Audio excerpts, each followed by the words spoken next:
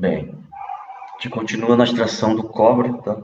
Vou mostrar um fluxograma da UTE, é uma refinaria da Vale, tá? Então, esse é o fluxograma da, da, da, da usina de hidrometalurgia, tá? Da Vale, ok? Então, aqui é a pilha de concentrado do cobre, ok? Então, vai para um tanque, forma uma polpa, ok? Que alimenta um pulmão, que alimenta um ciclone. Tá? O underflow do ciclone passa no moinho, tá? No comunoidor, reduz a granulometria, devolve para o tanque pulmão para novamente voltar para o ciclone. Bem, os finos, que seria o overflow do ciclone, vai para um sistema de espessamento. Okay. Bem, aqui os finos são concentrados na parte do underflow, ok? E manda para um tanque pulmão para alimentar o digestor, tá? E o overflow aqui do espessador é água de processo, tá? Vai para água de processo. Então, o material convenuído vai para o digestor, onde vai ser alimentado ácido sulfúrico, tá? Uma solução de ácido sulfúrico, mais eletrólitos, mais oxigênio para ver a reação, para provocar a reação, para a formação do sulfato básico de cobre, que é isso que vai basicamente ser levado para a parte da eletrólise, ok? Bem, os gases, né, daqui da reação passa para um sistema de lavagem, tá? Que tem condensador barométrico, existe bomba de vácuo puxando esse material, esses gases inertes que não fazem parte da reação, tem que sair, tá? Para ser tratado antes de ser jogado para a atmosfera. Ok? O material recuperado vai para o sistema de evaporação, onde é concentrado e devolvido para o sistema, onde ele vai ser neutralizado e o depósito formado, nesse caso aqui, dessa neutralização, o depósito de gesso. Bem, o material da reação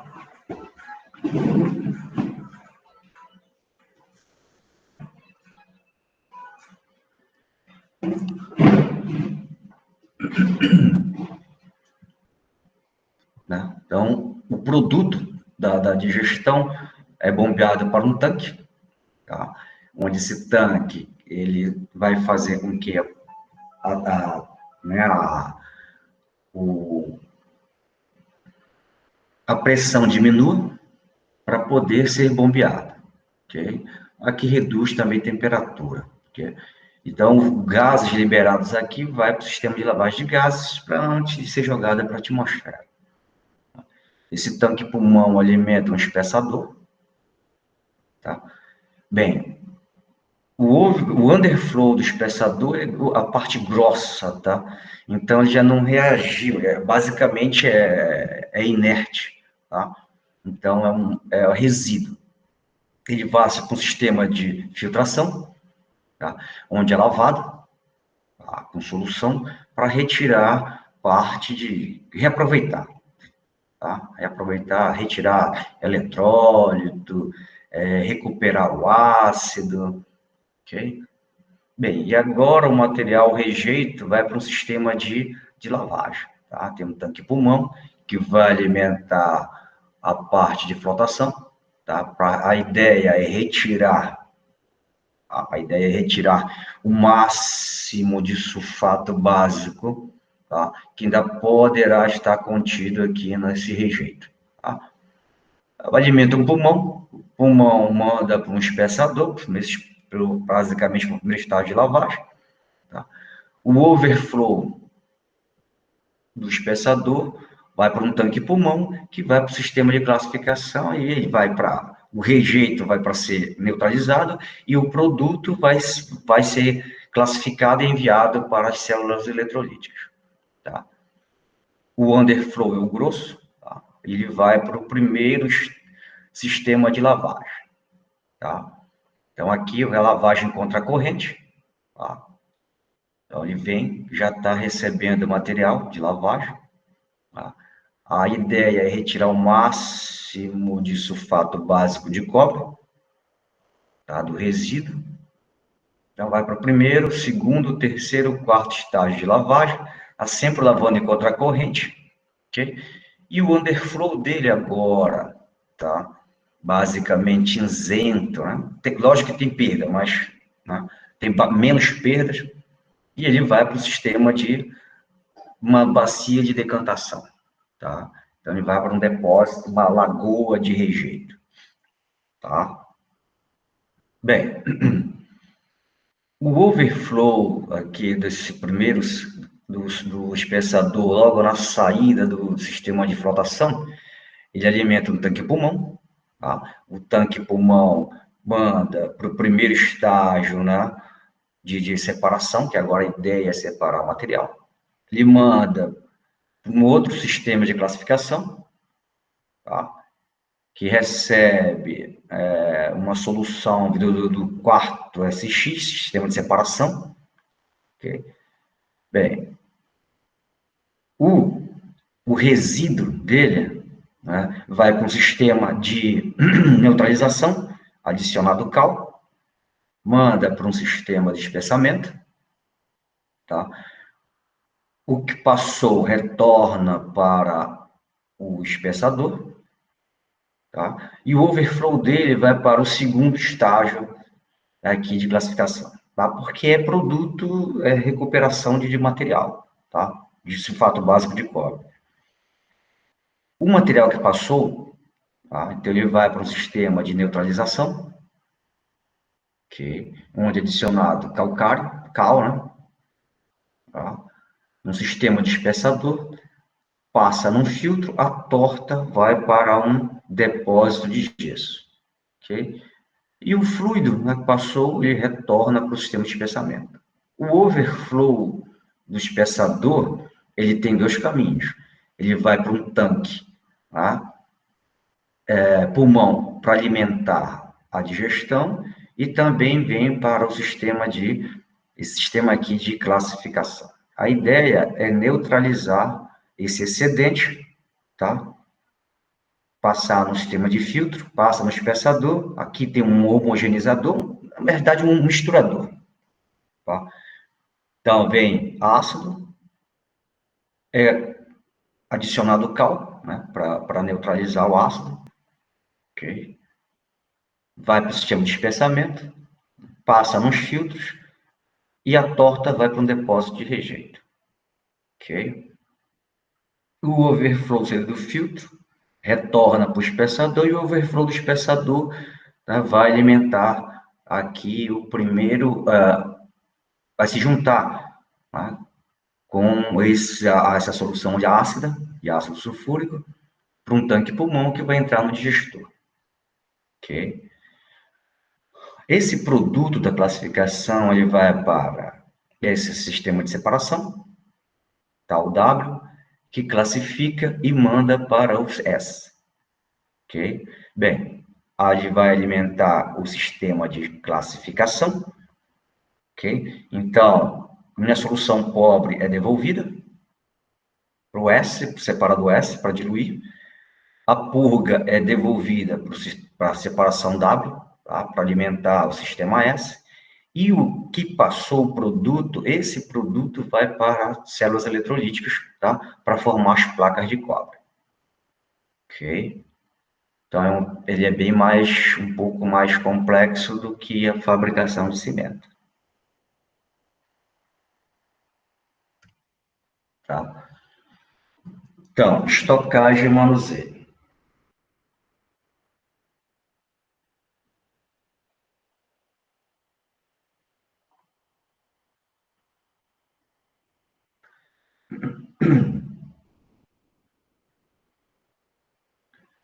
Bem, o concentrado é transportado por caminhões e estocado em pilhas cônicas cobertas com capacidade de 5 dias. Tá? É uma pilha pulmão para evitar que qualquer problema que aconteça no transporte, a fábrica tenha 5 dias disponíveis para tentar resolver o problema.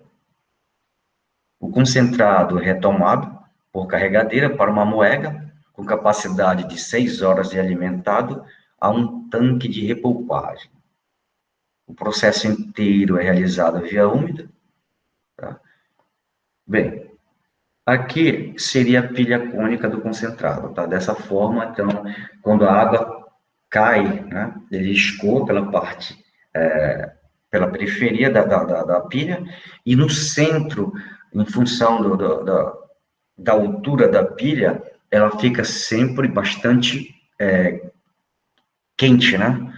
Então, ela consegue, qualquer água que percolhe para dentro, para o interior da pilha, devido à temperatura um pouco mais alta, ela consegue evaporar. Então, dessa forma, mantém a pilha basicamente seca, né? Na parte interna.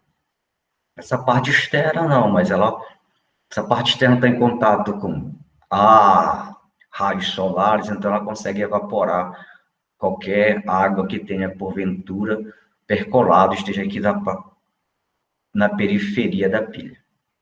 Okay? Então, remoagem e classificação. Para a realização da moagem, será utilizado o moinho de bolas. Tá? O moinho estará em circuito fechado, com a classificação. Tá? Então, tem 8 ciclones, bateria de 8 ciclones para alimentar o moinho. Tá? Então, esse ciclone aqui, ó, tem 8 ciclones dele para alimentar. O underflow é moído no moinho de bolas e o overflow é enviado para o espessamento, onde é obtida uma polpa para alimentação da autoclave, tá? Para a implementação do digestor.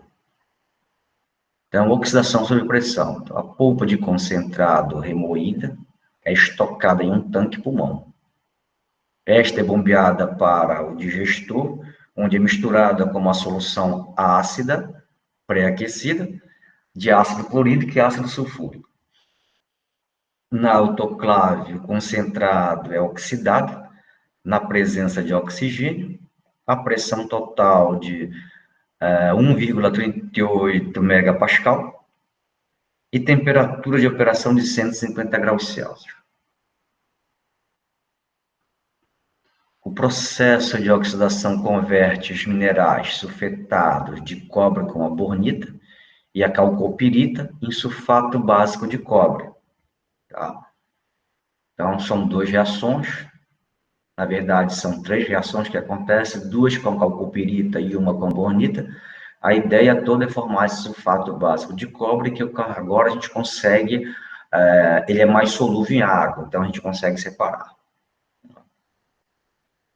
Então, o sulfato básico de cobre é um composto insolúvel em água e possui fórmula química CuSO4, 2CuOH2. Primeira reação, bornita, 12 de bornita mais 21 de oxigênio mais água, dando 4 de sulfato básico de cobre mais óxido de ferro mais 20 de enxofre elementar. Reação 2, calcopirita mais 12 de calcopirita mais 15 de O2 mais 4 de água mais 4 de ácido sulfúrico, dando 4 de sulfato básico de cobre mais óxido de ferro mais 24 de enxofre elementar.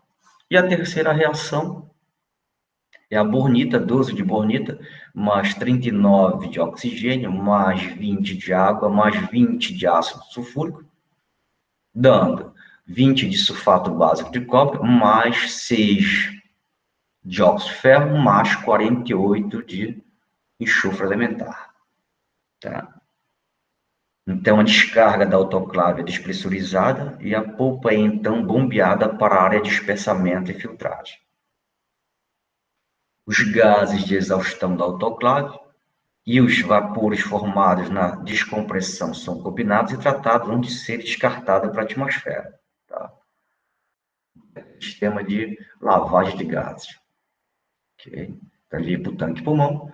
Tanque-pulmão, a parte desse material de gases é liberado para o tratamento e também os gases gerados no digestor. Tá? Também vai para o sistema de tratamento de gases.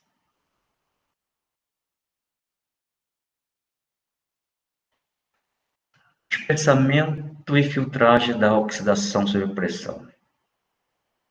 A descarga da autoclave é bombeada a partir do tanque de condicionamento da APO, seria a oxidação por pressão, para o tanque de alimentação do espessador, de onde é alimentado onde alimenta o espessador. O underflow do espessador é filtrado em filtro Estira a vácuo.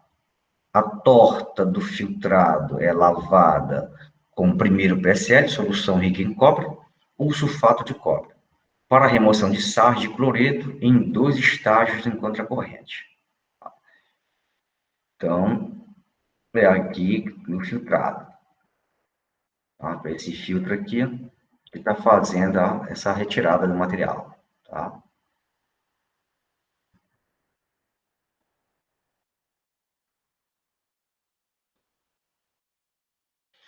Bem, a torta final é poupada com o primeiro rafinado e bombeada para lixiviação atmosférica. Floculante é adicionado à alimentação do espessador para melhorar a separação sólido-líquido. O overflow do espessador é resfriado em uma torre de resfriamento e é distribuído para a terceira estação por solvente. O evaporador também é circulada para o espessador da PO para promover o resfriamento da solução. Então, o overflow do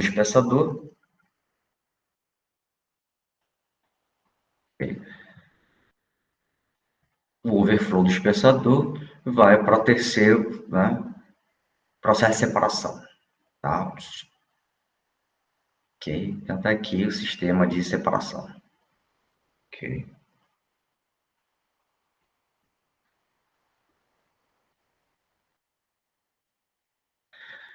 O filtro tem como principal objetivo impedir que os íons cloreto migrem para o circuito terciário, do circuito terciário para o circuito primário. Os íons cloreto são necessários no circuito terciário, pois agem como catalisador para as reações de oxidação sob pressão na autoclave. No circuito primário, o cloreto deve se manter a uma concentração baixa, de 30 ppm, e controlada para evitar a corrosão dos anodos de chumbo da eletrólise. Na eletrólise, o papel dos íons cloreto é aumentar a cinética de deposição do cobre sobre os catodos e diminuir a contaminação dos catodos de cobre por enxofre. Esse enxofre ele deposita, ele provoca obstrução. A torta do filtro é lavada, tá? Com o primeiro PLS, que é solução rica em cobre, ou sulfato de cobre, para a remoção de sais de cloreto em 2 estágios em contracorrente. O primeiro estágio de lavagem é composto de licor de lavagem do segundo estágio e primeiro estágio. O segundo estágio de lavagem é composto de primeiro PLS, água nova e água de selagem das bombas de vácuo. Tá? O tecido de filtragem também deve ser lavado e lubrificado. Para evitar, para lavagem deste, utiliza principalmente a água das bombas de vácuo e em menor quantidade primeiro rafinado. Existe a possibilidade de lavagem com água nova. Tá? Então, a torta final é repolpada com o primeiro rafinado e bombeada para lixiviação atmosférica.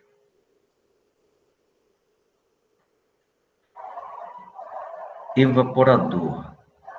O sistema de evaporação é para manter o equilíbrio do balanço hídrico. Tá? Então, o evaporador é um tipo de recirculação forçada com recompressão mecânica do vapor. Tá? Então, você está no evaporador, você está retirando água do sistema, assim como está usando também lá na refinaria de alumínio. Então, a ideia é você manter o balanço hídrico da planta. A alimentação do sistema de evaporação consiste de primeiro e terceiro rafinados. A solução de alimentação é pré-aquecida e alimentada no sistema de evaporação.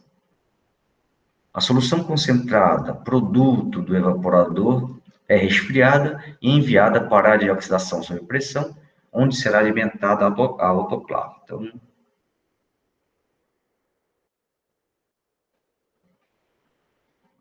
quem tem um sistema para aqui o sistema, tá? Então ele está alimentando o primeiro rafinado, o terceiro rafinado e o primeiro rafinado. Ok?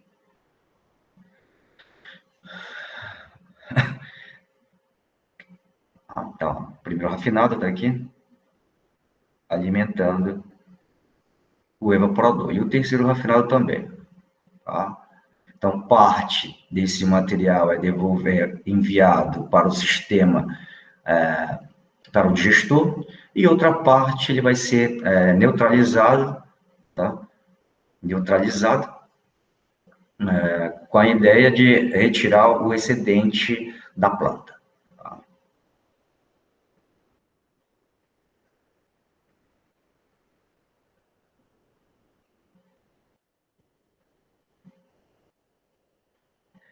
Bem, o vapor formado é lavado, condensado e enviado para o tanque de água de processo.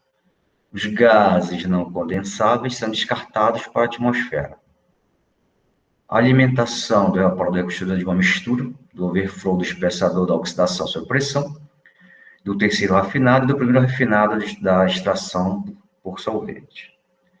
A alimentação é bombeada a partir de tanque de alimentação por dois estágios de pré-aquecimento. No primeiro estágio, a alimentação é pré-aquecida com a água de recirculação do tanque de resfriamento dos gases gerados na oxidação sob pressão. No segundo estágio, é utilizado o condensado do evaporador. A alimentação pré-aquecida é alimentada no vaso de separação do evaporador. O vaso de separação opera sobre vácuo mantido por dois tubos compressores em série. O vapor retirado do vaso de separação passa através de um sistema de lavagem constituído de uma coluna de recheio e um alimentador de neve. A coluna de recheio é percolada por uma solução de hidróxido de sódio para neutralização dos ácidos evaporados. O hidróxido de sódio é dosado na solução de neutralização para manter o pH acima de 7. Adicionalmente, a solução de neutralização é purgada para evitar o acúmulo de impurezas. A solução do vaso de separação é recirculada através de 3 linhas, constituída da bomba de recirculação e trocadores de calor. No trocador de calor, a solução é aquecida acima de sua temperatura de ebulição, utilizando o vapor comprimido nos tubos compressores. Cada um dos 4 trocadores de calor é projetado para 50% da capacidade nominal de evaporação. O excesso de capacidade permite uma operação ininterrupta, quanto à necessidade da limpeza dos mesmos devido à incrustação. Tá? Essa incrustação geralmente é pelo enxofre elementar. No interior do vaso de separação, o vácuo está a 50 milibar, promove o flash de solução e evaporação a 85 graus Celsius. Lixiviação atmosférica. A lixiviação atmosférica da calcopirita e demais sulfetos de cobre é termodinamicamente limitada. Para que possa ocorrer a lixiviação, deve-se primeiro oxidar o mineral, já que a lixiviação dos óxidos é fracamente favorecida. Uma vez oxidada, no interior da autoclave, a calcopirita se converte em sulfato básico de cobre, que é facilmente lixiviável a temperatura ambiente e pressão atmosférica. Então, sulfato básico de cobre mais ácido sulfúrico está dando sulfato de cobre mais água. A torta do filtro da oxidação sob pressão é repolpada com o primeiro rafinado para produzir uma polpa com 50% de sólidos. A polpa obtida é então bombeada para 3 reatores em série. Os 3 tanques são ligados por calha de overflow, que permitem a operação apenas com 2 tanques. A polpa do último reator, com aproximadamente 10% de sólidos, transborda para o tanque de alimentação do espessador da lixiviação atmosférica. O circuito de lixiviação tem um tempo de residência total de 1 hora, suficiente para o processo de lixiviação do sulfato básico de cobre. Decantação em contracorrente.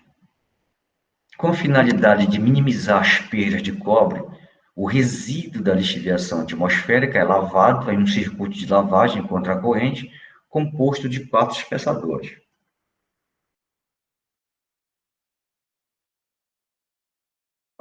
Então, um sistema de 4 espessadores lavou de contracorrente.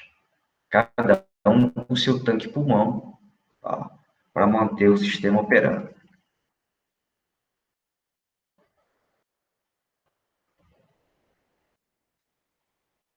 A polpa do último reator, da lixiviação atmosférica, transborda para um tanque de alimentação do espessador da lixiviação, onde é misturada com o overflow do primeiro espessador, tá? Da decantação em contracorrente. A polpa obtida alimenta o espessador da lixiviação. Os fluxos de underflow são bombeados em contracorrente com os fluxos do overflow, utilizando bombas peristálticas. Entre cada espessador, o underflow do espessador anterior é misturado ao overflow do espessador posterior, em um tanque agitado. Floculante é adicionado para melhorar as características de sedimentação e clarificação da solução. No último tanque de mistura, o underflow do terceiro espessador é misturado com água de processo e o segundo rafinado. O underflow final, completamente lavado, é bombeado para a lagoa de resíduos da lixiviação. O fluxo de overflow do espessador da lixiviação é direcionado para o clarificador, onde o excesso de sólido suspenso é removido. A solução clarificada é direcionada para o tanque do primeiro solução de limpeza. O tratamento com querosene. Então, os PLS, circuito primário e terciário, precisam ser tratados para a remoção de impurezas orgânicas, tais como os resíduos de liponosfonato de cálcio, floculantes e coagulantes. Para tanto, utiliza-se um pré-tratamento com querosene. Bem, o PLS e querosene são contactados, né, em um único misturador, estão misturados, em seguida são separados em um decantador. A fase aquosa, primeiro o PLS, é bombeada para o primeiro estágio de extração por solvente, e a fase orgânica é recirculada para o misturador. O equipamento utilizado para tal função é o misturador, tá? Da cédula, é semelhante ao da extração por solvente. Uma pequena parte do fluxo de querosene é desviada para tratamento com argila. Diluente é adicionado para repor perdas durante o manuseio e no tratamento com argila. Extração por solvente. O objetivo da extração por solventes é retirar seletivamente o cobre presente na solução e levá-lo até o circuito de eletrólise. A extração é feita por um reagente orgânico com pH em torno de 1,4. Depois ela é purificada e misturada sobre a extração, né, sob concentração fortemente ácida. 170 gramas por litro de ácido livre, que o objetivo é transferir o cobre do composto orgânico para a solução aquosa, enviada à eletrodeposição. O equipamento utilizado, né, do misturador utilizado, existirão 4 circuitos de extração por solvente: extrações primária, secundária, terciária e quaternária, ou tratamento de puro. Existirá também um circuito para extração e um para lavagem do eletrólito. Eletrorecuperação. Tá? O cobre é depositado em placas de aço inox a partir da solução obtida nos estágios de extração. A solução do eletrólito descarregado é retornada para a etapa de extração. A eletrólise. O eletrólito carregado e filtrado é estocado no tanque de eletrólito rico. A partir desse tanque, o eletrólito rico é bombeado para um trocador de calor com o eletrólito descarregado. Adicionalmente, o eletrólito rico pode ser aquecido utilizando vapor, de forma a manter a temperatura nas células em 45 graus Celsius. Logo após este é bombeado para a célula de sacrifício, a eletrorecuperação. Tá? Essas células são idênticas às células convencionais. Tá? A diferença é funcional. Elas são as primeiras a receber o eletrólito rico vindo da reextração. Logo, remove sólidos remanescentes e traço de orgânicos que podem ter passado pela filtragem, protegendo as outras células. A descarga dessas células flui por gravidade para o tanque de alimentação da eletrorecuperação. Partindo do tanque de alimentação da eletrólise, o eletrólito é bombeado para as células comerciais. As células são alimentadas por 2 distribuidores montados ao longo do eixo principal da sala de eletrólise.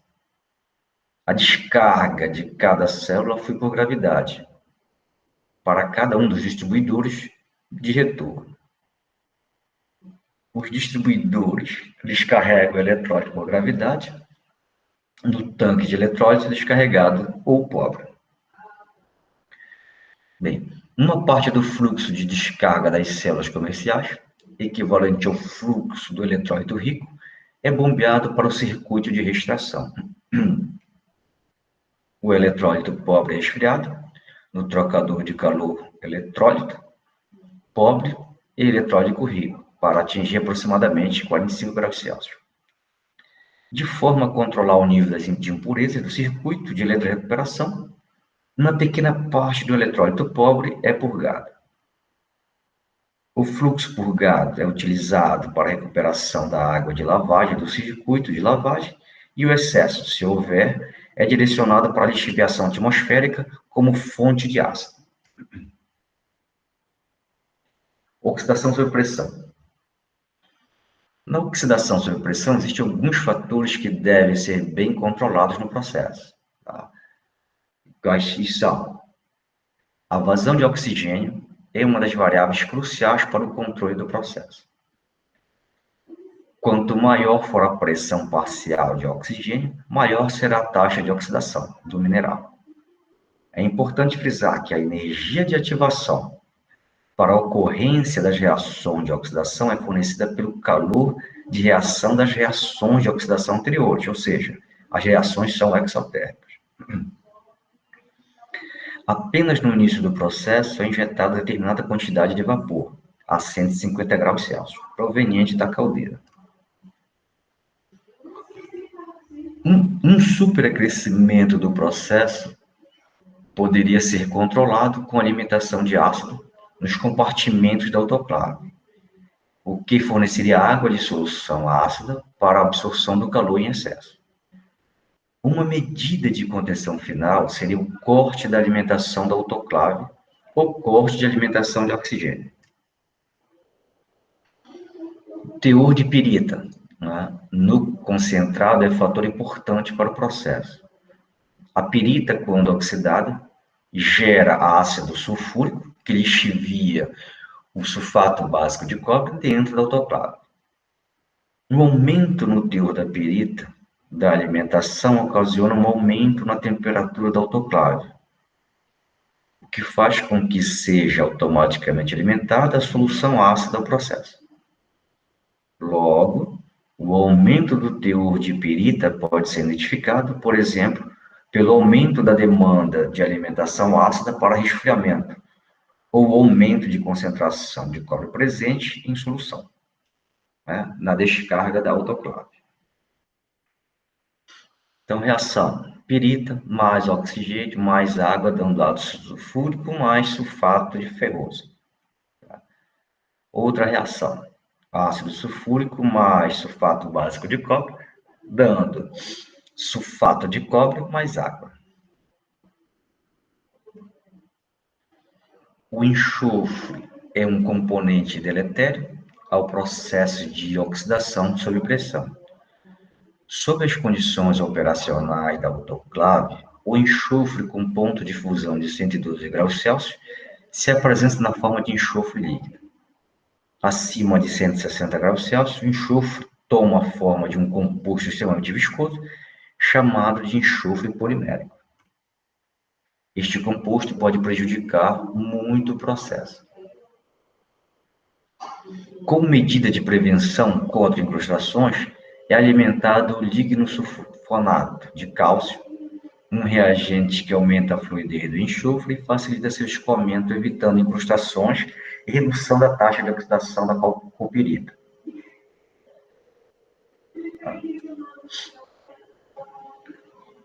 Então, basicamente, esse é o processo lá dessa usina de extração de cobre, tá?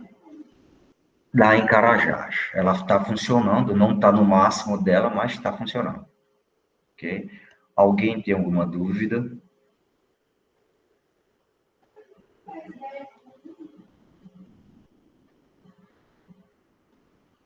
Não tem nenhuma dúvida, ninguém?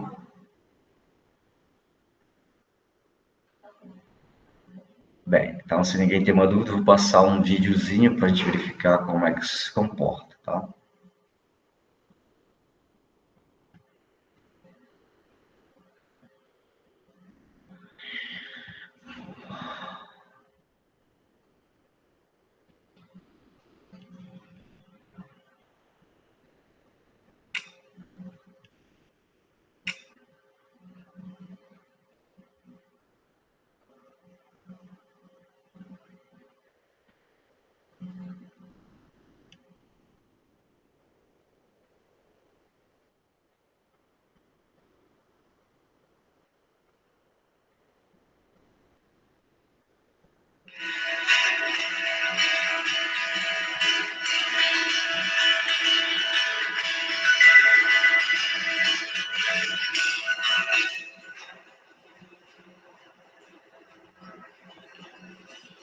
O cobre é extraído na calcopirita, que é um mineral sulfurado com baixo teor de cobre, de 1 a 2%.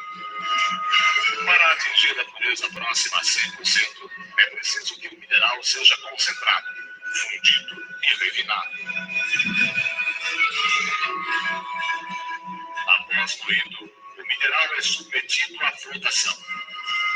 Neste processo, as bolhas de ar formam uma espuma que contém espécies mineralógicas com cobre, que após a extração, filtragem e secagem, resulta em um concentrado com 25 a 35% de cobre.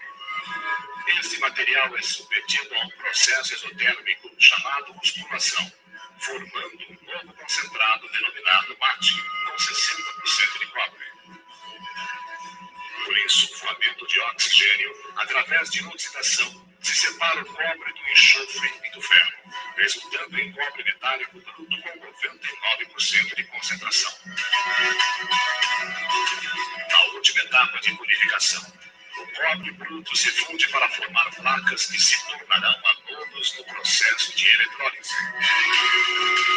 Uma vez resfriadas, estas placas são colocadas em células de eletrólise, contendo uma solução de sulfato de cobre com ácido sulfúrico.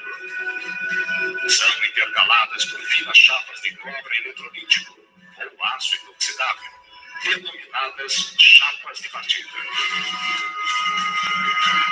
Para submeter um catodo de 5 centímetros de espessura, o processo demora 20 dias.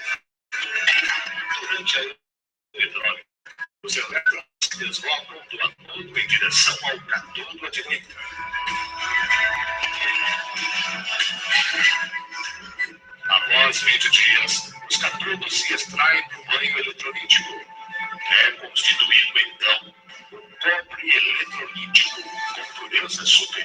a 99,99%. Cobre, um excelente condutor de calor e eletricidade. Um metal dúctil e maleável. Forte, com a mais alta resistência à corrosão.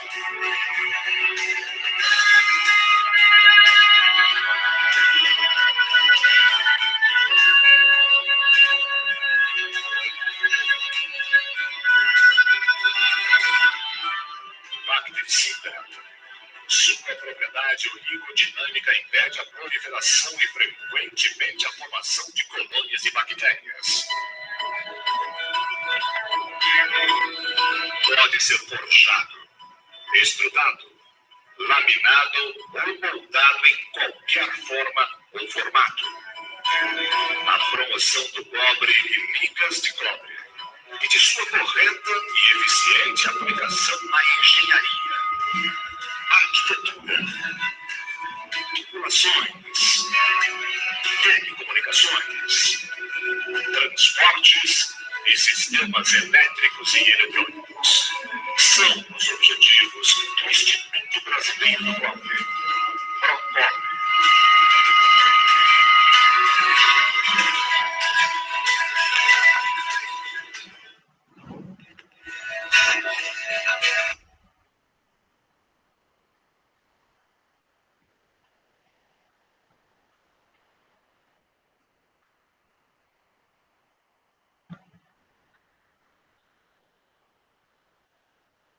Bem, dessa forma a gente termina a indústria do cobre.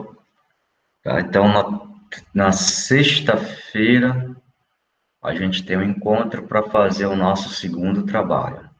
Tá? Então, vai ser a indústria do cimento e a indústria do cobre. Okay? Seguindo aquele mesma rotina que a gente fez no primeiro trabalho, tá? Então, vocês vão ter até 10h30 para entregar o material. A gente vai chegar aqui 8h20 colocar, né, o que vai ser solicitado. E vocês têm até 10h30, até 11 horas para enviar para o meu e-mail. Tá ok? Ok, professor. Então, eu acho que esse material eu já coloquei no CIGA, tá? Então, mas se eu não coloquei, eu vou verificar e recolocar, se ainda não estiver lá, ok? Então, desejo a todos um bom dia.